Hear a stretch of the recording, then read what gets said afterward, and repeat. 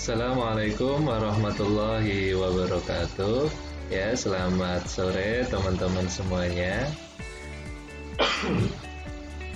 Pada hari ini kita nanti akan membahas terkait Integrated Marketing Communication.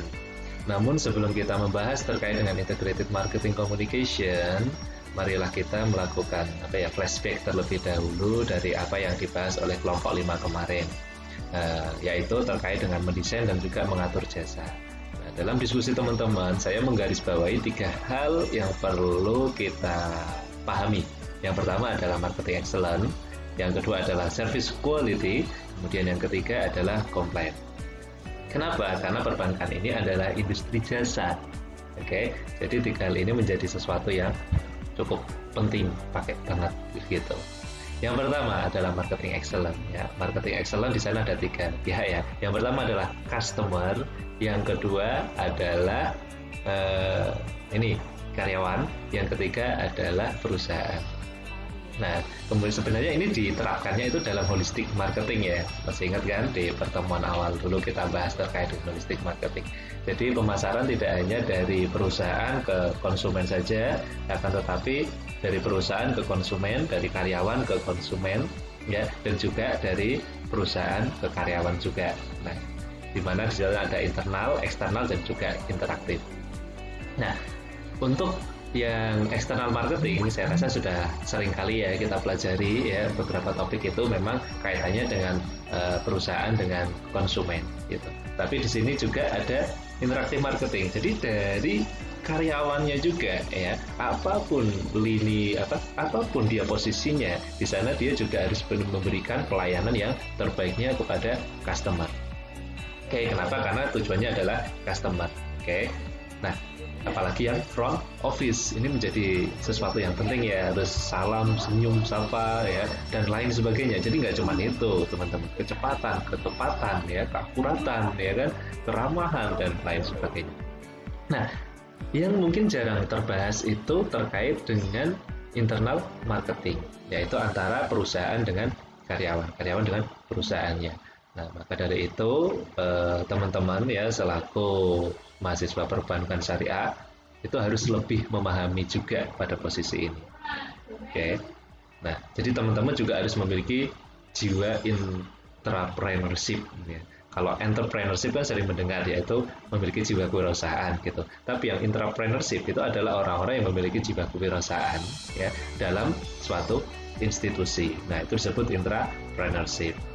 Oke, jadi tetap ya, meskipun teman-teman sebagai karyawan bank misalkan ya, atau apalagi kalau jadi pengusaha sudah jelas sekali gitu kan. Nah, misalkan jadi seorang karyawan itu juga harus memiliki jiwa wirausaha gitu, mandiri, terus kemudian memiliki inovasi, kreatif ya, leadership dan seterusnya. Nah, kemudian yang poin kedua yang menjadi titik tekan saya itu adalah terkait dengan service quality ya, yang disampaikan oleh para suraman ya. Jadi service quality ini merupakan faktor-faktor yang menjadikan indikator yang digunakan sebagai indikator untuk mengukur apakah perusahaan itu sudah memberikan istilahnya pelayanan yang baik atau belum. Itu bisa dilihat dari faktor-faktor tersebut. Ketika Anda mencoba untuk mengevaluasi ya, coba dilihat dulu nih. Jadi faktor dari service quality ini sudah maksimal belum gitu. Oke, yang pertama adalah reliability, yang kedua adalah empati, yang ketiga adalah responsiveness, yang keempat adalah tangible, kemudian yang kelima adalah assurance ya. Nah, 5 hal ini kita harus perhatikan ya, kita perhatikan untuk ditingkatkan kembali supaya pelayanan kita menjadi lebih baik ya. Secara detailnya sudah dibahas kemarin. Nah, yang nggak boleh terlupakan itu adalah terkait dengan complaint ya. Istilahnya begini, sebenar apapun Anda ya kan, Anda harus tetap mau mendengarkan keluhan nasabah atau konsumen. Oke, meskipun Anda benar ya, meskipun yang salah itu adalah konsumennya, Anda tetap harus mendengarkan, memahami. Jadi kayak prudential ya, always listening, always understanding ya gitu. Misalkan gini nih, ketika ada nasabah ya, dia itu ke ATM, kemudian pas di ATM dia salah memasukkan PIN ya. kemudian dia komplain kepada Anda, aduh Pak, ini kok ATM-nya rusak gimana-gimana gitu. Bagi dia belum mengetahui kan, belum memiliki literasi yang cukup, kemudian Anda marahin gitu, loh gimana tuh Bapak ini gitu, masa punya sendiri nggak tahu gitu kan. Ya, nggak boleh kayak gitu ya. Meskipun itu kan kesalahan dari nasabahnya sendiri atau konsumennya sendiri gitu. Apalagi kesalahan dari perusahaan gitu ya. Ini ada nih kemarin itu ceritanya ada seorang satpam ya di Amerika, dia itu mendapatkan dana stimulan dari pemerintahnya terkait dengan ya, yang digunakan untuk membayar sewa rumah katanya. Ya sekitar kurang lebih kalau nggak salah $200 begitu. Nah, ketika waktu itu dia ngambil ya uangnya di ATM di sebuah pom bensin, dan kemudian diambil, pas dicetak resinya itu kan ada sampai beberapa miliar ya kan. Terus kemudian dia kaget kan gitu. Kalau itu berapa juta dolar gitu ya, berapa ribu dolar atau juta dolar gitu, berapa juta dolar kayaknya. Terus kemudian dia datang ke petugas SPBU, dia nanya, Pak, ini ATM-nya rusak atau gimana gitu. Nah kata petugasnya, oh bener kok mas, nggak rusak gitu. Kemudian dia coba ngambil lagi uangnya, kok ternyata bener, bukan bener, ternyata di struknya itu masih ada beberapa miliar gitu kan. Nah terus kemudian karena dia juga security kan, bidang keamanan, akhirnya dia juga pagi besoknya melapor, karena itu kan pas weekend ya, Seninnya dia melapor ke bank yang digunakannya itu. Kemudian dia meng-cross check gitu, ini kok gimana, bener atau enggak begitu kan. Nah dia pasti cross check, oh ternyata uangnya masih cuman ada berapa ya, $13 atau berapa gitu. Masih kita, oh berarti bener ini rekening dia gitu. Nah terus kemudian si customer service-nya menyampaikan bahwa itu ada kerusakan di mesinnya. Ya dia juga menyampaikan permohonan maaf ya, kaget lah gitu kan. Nah, tiba-tiba kok di rekening ada uang segitu besarnya gitu ya. Kalau Anda ya kayaknya saya nggak tahu ya gitu, kira-kira lapor atau enggak gitu. Kalau enggak ya sama aja gitu kan, maksudnya sama aja nggak bisa diambil uang itu, cuma kesalahan cetak istilahnya begitu. Nah itu juga harus tetap menyampaikan permohonan maafnya. Nah setelah itu ya misalnya begitu kan, tadi sudah nih kesalahan dari perusahaan, sudah kesalahan dari customer, sudah. Kemudian yang ketiga, bagaimana kalau kesalahannya itu dari pihak lain ya, misalnya ada hacker gitu kan, yang dia itu kemudian dia ngambil rekening atau misalkan nah bagaimana gitu, siapa yang bertanggung jawab nanti gitu. Atau misalkan banknya tiba-tiba bangkrut ya, yang punya kabur, nanti siapa yang bertanggung jawab. Nah itu makanya penting bagi kita untuk mengetahui ada peran LPS di sana, lembaga penjamin simpanan. Oke, jadi pastikan bank-bank tersebut itu sudah ada logo LPS-nya gitu. Ketika Anda misalnya menjadi calon karyawan ingin masuk kerja, oh ini perusahaannya ada di LPS nih, oh berarti itu kan ada istilahnya sudah bonafit lah paling nggak banknya. Dan ketika Anda sebagai nasabah Anda mau nabung gitu, ya mungkin sekarang saya yakin ya belum ada yang buat ditabung gitu ya, nggak apa-apa, tapi saya yakin suatu hari nanti Anda akan banyak untuk yang ditabung. Oke. Nah, begini ya. Jadi LPS itu per rekening ya, itu per nasabah ya, bukan per rekening. Ya, per nasabah itu ketika terjadi suatu hal yang tidak diinginkan gitu, banknya kolaps atau bagaimana, itu ditanggung maksimal 2 miliar ya. Tabungannya kan lumayan kan kalau sampai 2 miliar gitu kan. Tapi kalau lebih dari 2 miliar ya yang ditanggung hanya 2 miliar saja. Tapi kalau tabungan Anda cuma 100.000 ya nggak mungkin diganti 1 miliar, tetap 100.000 gitu ya. Nah, terus kemudian tadi ya ada beberapa tips yang kemarin sempat disinggung, tapi yang ingin saya tekankan itu terkait dengan ketika ada komplain ya, itu tetap dengarkan, pahami ya, terus kemudian empati ya. Bagaimana kalau posisi Anda itu sebagai nasabah tadi. Setelah itu carikan solusi ya. Jadi tidak cuma sekedar ada masalah udah selesai gitu, tapi tetap carikan solusi dan jangan sampai dilempar-lempar. Nah, itu biasanya kalau pengalaman dilempar-lempar itu sangat tidak mengenakan gitu. Dan nasabah kalau nggak tahu siapa nih sebenarnya yang bertanggung jawab, nah itu nanti akan repot sekali ya. Oke, itu adalah beberapa yang kita tekankan ya terkait dengan materi-materi kemarin.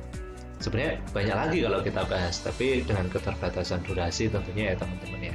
Oke, kita mendingan masuk ke topik pada hari ini, yaitu Integrated Marketing Communication.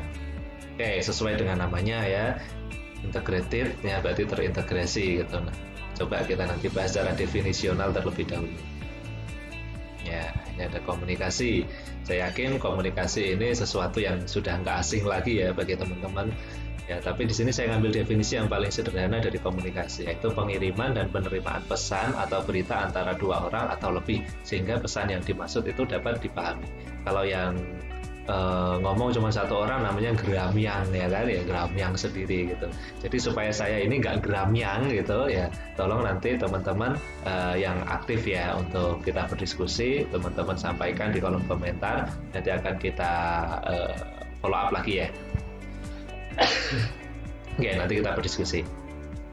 Nah, kemudian yang kedua, setelah bahas komunikasi itu ada yang kedua adalah pemasaran. Pemasaran sebenarnya sudah kita bahas secara umum panjang lebar gitu kan, pemasaran itu seperti apa. Di sini saya ambil yang paling singkat saja bahwa pemasaran adalah proses cara perbuatan dalam memasarkan suatu barang. Oke, kemudian yang ketiga ada kata integrasi. Nah, di integrasi ini terkait dengan pembauran hingga menjadi kesatuan, ya, terintegrasi, jadi berbaur, ya. Jadi tidak loncat-loncat. Nanti akan kita bahas. Nah, jadi komunikasi pemasaran terintegrasi atau komunikasi pemasaran terpadu kalau bahasa Indonesia. Oke, nah konsep ini sering disebut dengan IMC. Jadi cukup bilang IMC saja, ya. IMC itu Integrated Marketing Communication.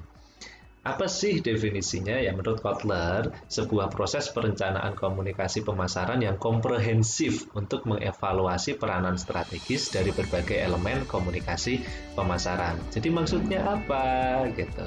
Ya, nanti kita coba pecahkan lagi ya. Isinya seperti bagaimana. Tapi secara definisi itu kita sebagai sebuah perusahaan itu akan membuat suatu perencanaan di mana perencanaan ini berisikan terkait dengan strategi taktik ya komunikasi pemasaran ya, di mana strategi ini terdiri dari beberapa hal dan beberapa hal ini akan disaling kaitkan ya terintegrasi.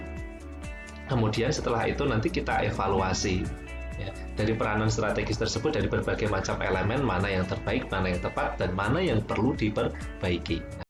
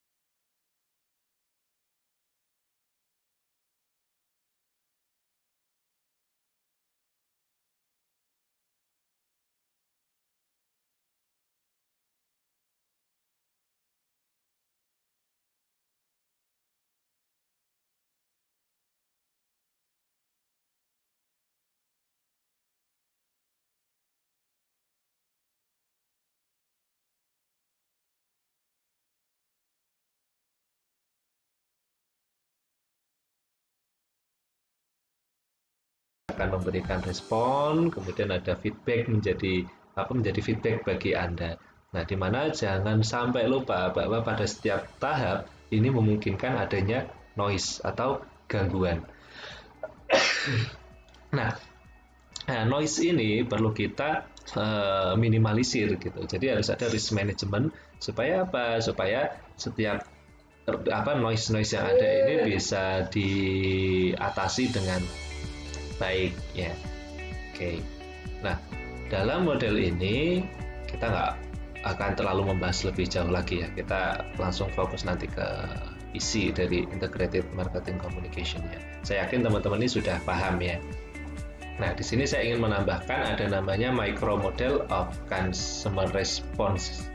Ya, jadi menurut teorinya McLean ya, bahwa otak manusia itu terbagi menjadi 3. Ya, yang pertama itu adalah otak mamalia ya, atau korteks ya. Ini adalah otak mamalia. Kenapa disebut otak mamalia? Karena otaknya mamanya Lia, bukan. Ini karena bentuknya itu seperti bentuk otak pada hewan mamalia. Ya, bentuknya kayak gini gitu. Nah, pada otak mamalia ini dia itu membahas dia itu cara kerjanya itu terkait dengan sesuatu yang keperilakuan gitu. Jadi kayak benar-benar dasar gitu. Kalau dalam hierarkinya Maslow itu adalah kebutuhan dasar gitu. Misalnya dari saya lapar gitu. Lapar ya terus langsung pikirannya makan gitu. Terus kemudian kalau haus ya minum begitu. Jadi kebutuhan biologis manusia. Nah, kemudian yang kedua itu namanya adalah ini tadi maksudnya ini ada limbik ya, limbik system. Kemudian di sini adalah cortex. Nah, cortex ini adalah otak mamalia. Ya. Jadi bentuk otaknya ini seperti otaknya hewan mamalia. Ya, di sini terkait dengan affective stage gitu ya. Nanti ini ada maksudnya nih. Ya. Jadi berkaitan dengan sudah sampai ke emosional gitu, perasaan gitu. Makanya tidak asing ya ketika seseorang itu memiliki perasaan, yaitu mungkin yang masuk, yang memprosesnya itu adalah di limbik korteksnya, korteks atau otak mamalia yang berwarna biru ini ya, korteks.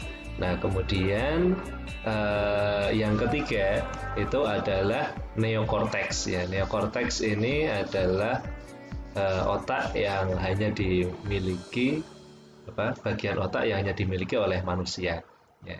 Makanya kok pernah kita kan mendengar al-insanu hayawanun natik gitu. Jadi manusia adalah hewan yang berpikir gitu. Nah, ini adalah bentuknya otak manusia ya. Kalau di sini adalah bentuk otaknya hewan sampai sini. Jadi yang membedakan adalah pada bagian ini terbagi menjadi otak kanan dan otak kiri.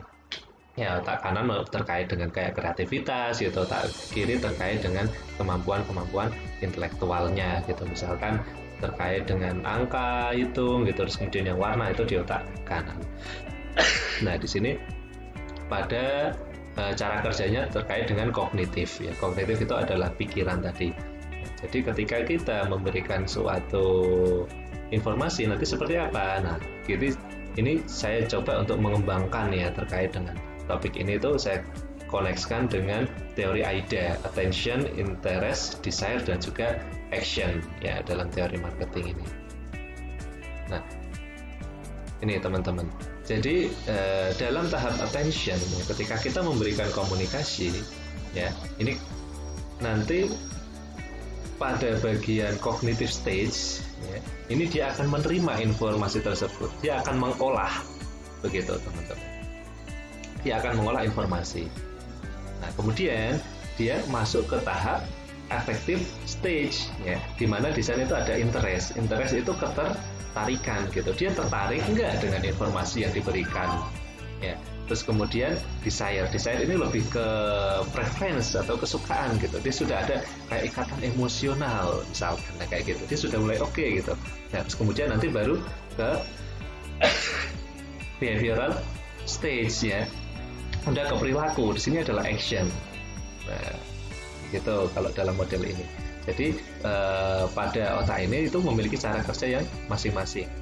Informasi itu dari luar ya, dari neokorteks ya, kemudian dari korteks langsung lanjut ke korteks, dia suka atau enggak, kemudian masalah dia mau membeli atau enggak ya, sampai ke keputusan decision making itu sebenarnya ada di behavioral stage ya. Dia di sini terkait dengan respon dasar gitu.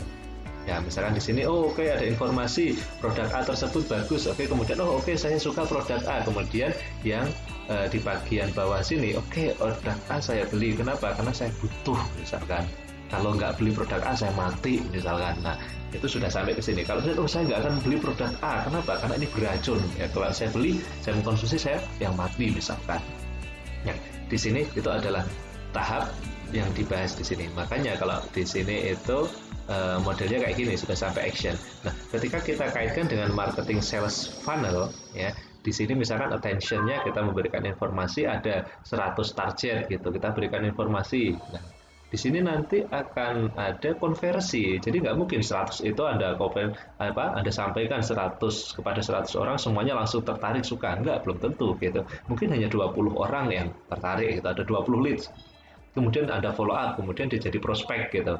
Nah, sampai kesukaan akhirnya hanya 8 nih yang prospek gitu. Yang dia cocok dengan produk Anda, dia suka gitu. Terus kemudian belum tentu ya, meskipun cocok tapi belum tentu beli gitu. Bisa saja yang beli cuma 2% ya dari 100 target tadi. Ini nggak apa-apa, ini sudah menjadi hal yang biasa gitu. Oke, jadi ketika Anda nanti misalkan masuk ke misalkan lulus gitu, Anda nawarin kerja di mana-mana gitu misalkan ditolak sekali 2 kali nggak masalah gitu. Anda jadi marketing misalkan, Anda menawarkan sekali 2 kali ditolak nggak masalah, tawarin aja terus begitu. Sampai akhirnya nanti akan memiliki ini maksudnya 2 customer ya, bukan 2 lead ya. Ini maaf nih, salah typo nih. Nah, terus kemudian begini, cara untuk mengukur komunikasi yang bagus gitu. Kenapa? Karena kan budget marketing itu kan mahal ya. Jadi kan memerlukan dana yang sangat besar. Oke. Nah, jadi konversi ini semakin besar persentasenya semakin baik gitu. Nah, untuk tahu ya konversinya yang bagus, jadi untuk tahu supaya efektif dan efisien, kita nantinya akan menghitung kayak begini teman-teman. Oke, dari berapa target kemudian masuk berapa, dan akhirnya closing dia membeli itu berapa orang gitu. Semakin sedikit ya semakin tinggi presentasinya itu semakin baik. Maka dari itu pentingnya kita membuat strategi STP, segmented targeting positioning gitu. Oke. Kalau Anda masih berpikir market Anda siapa? Semua orang adalah market saya gitu. Berarti Anda nggak mengenali gitu. Ya, Anda nggak mengenali konsumen Anda gitu. Anda coba lakukan kayak gini terus kemudian Anda akan bingung sendiri.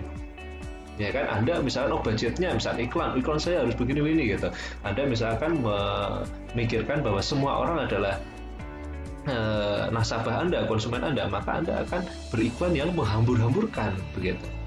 Ya kan, siapa saja setiap orang ini ya, itu sangat tidak efektif ya, setiap ada orang gitu. Jadi Anda harus tahu karakternya supaya konversinya nanti bagus. Ini cara-cara ngitungnya ya teman-teman ya.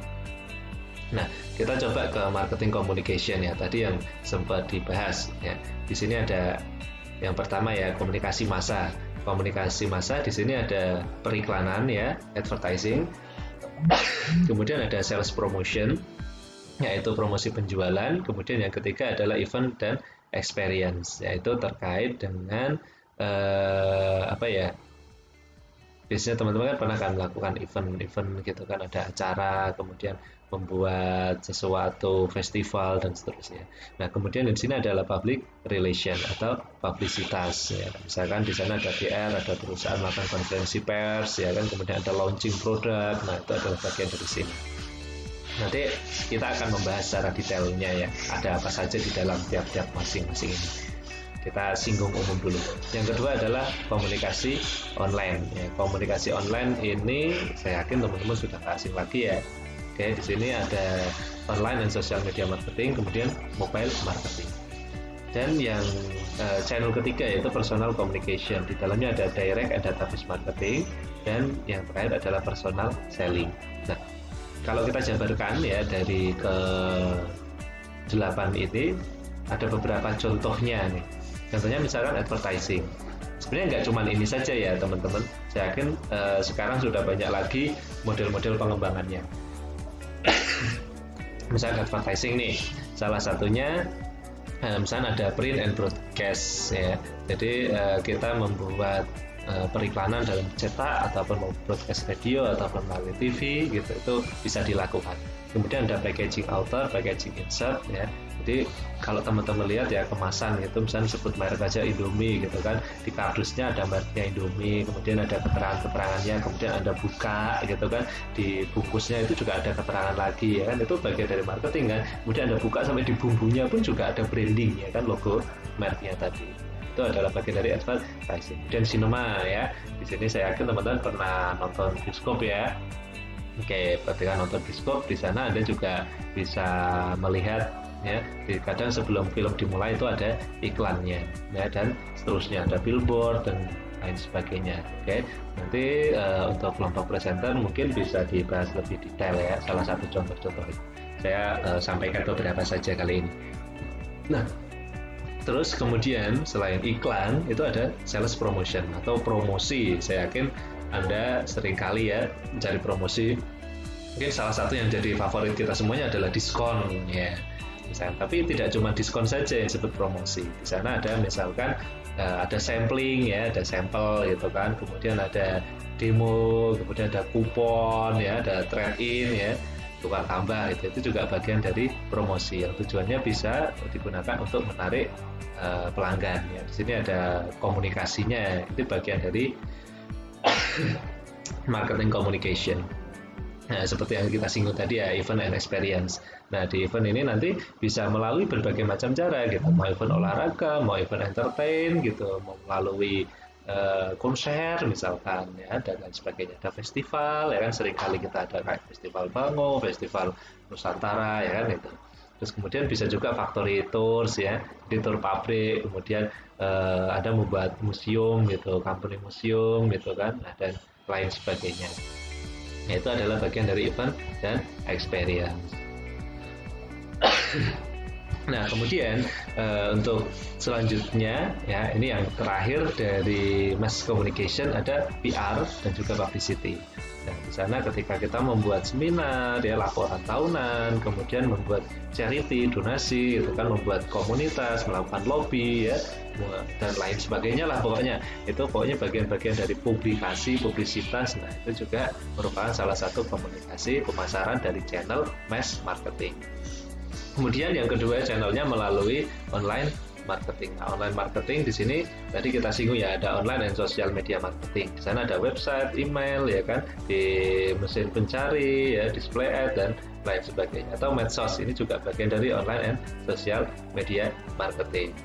Kemudian ada mobile marketing ya, bisa melalui SMS. Saya yakin Anda sering mendapatkan pesan melalui SMS gitu kan, selamat Anda mendapatkan hadiah berapa gitu, tapi itu kan kayaknya tipu-tipu ya gitu. Tapi kan ini bisa dilakukan, tapi sekarang sudah agak jarang ya perusahaan yang melakukan iklan melalui pesan singkat begitu. Mungkin kalau email masih cukup banyak gitu, dan menurut saya email tadi juga cukup efektif untuk sesuai bidang-bidang tertentu. Jadi tergantung karakternya.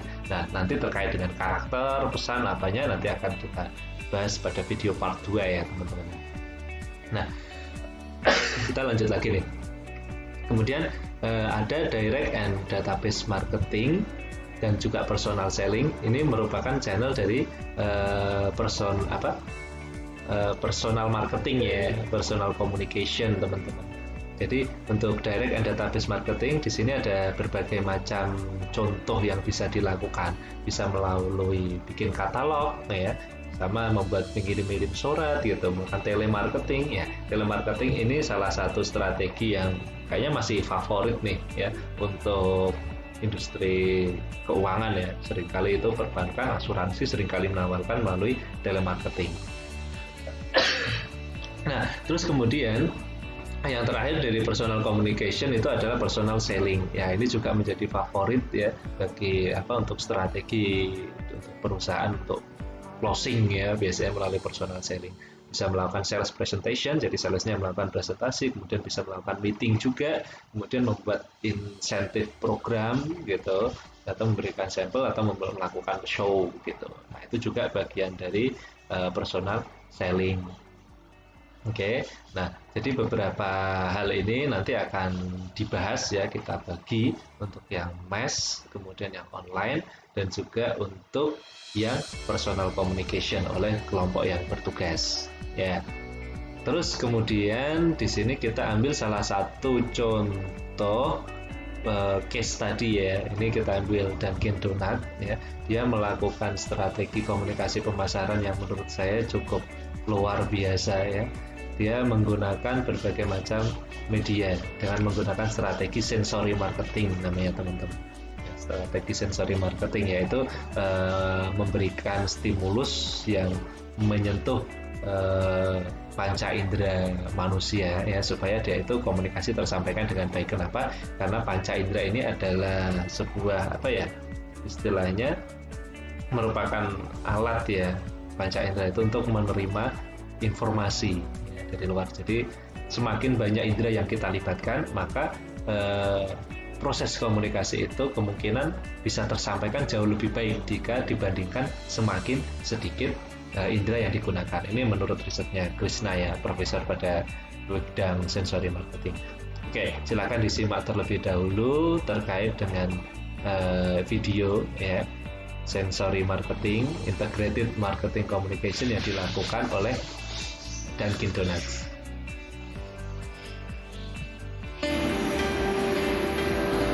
The capital of Korea, Seoul, is nicknamed the City of Coffee. There are over 200 Starbucks coffee shops and even more local cafes in Seoul. Even so, the coffee industry is still growing and competition between cafes is becoming even more intense.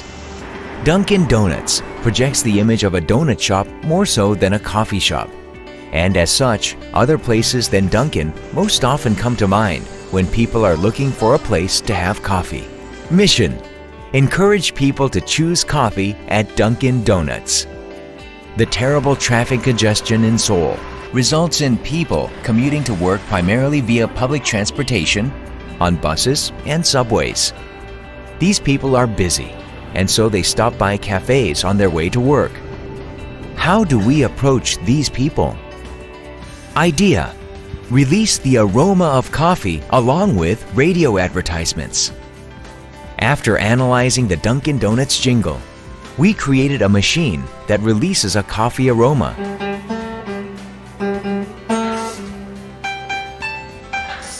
The machine is triggered only by the sound of the Dunkin' Donuts jingle.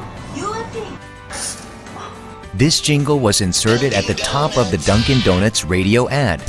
When a Dunkin' Donuts ad plays on the radio, a coffee aroma is simultaneously released. Those who noticed the aroma while listening to the ad exhibited some surprised responses. Through positioning, when they exit at their bus stop, they see the Dunkin' Donuts shop in front. Dunkin' Donuts. 오빠 것도 사왔어. 와, 근데 어디 커피야? 향이 참 좋다. 바로 요 앞에 있는 던킨. 던킨 커피가 이번에 내리는 당신을 기다립니다. They are much more inclined to make their stop at Dunkin'.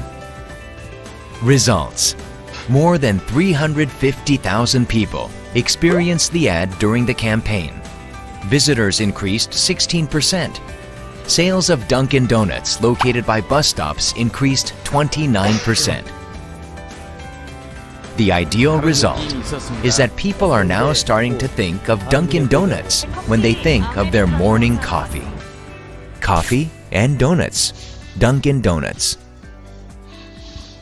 Oke, teman-teman, luar biasa kan strategi yang dilakukan oleh Dunkin' Donuts ya. Mereka melakukan eksperimen ya dengan cara membuat jingle ya. Jingle itu diiklankan di jingle tersebut ya diiklankan di radio.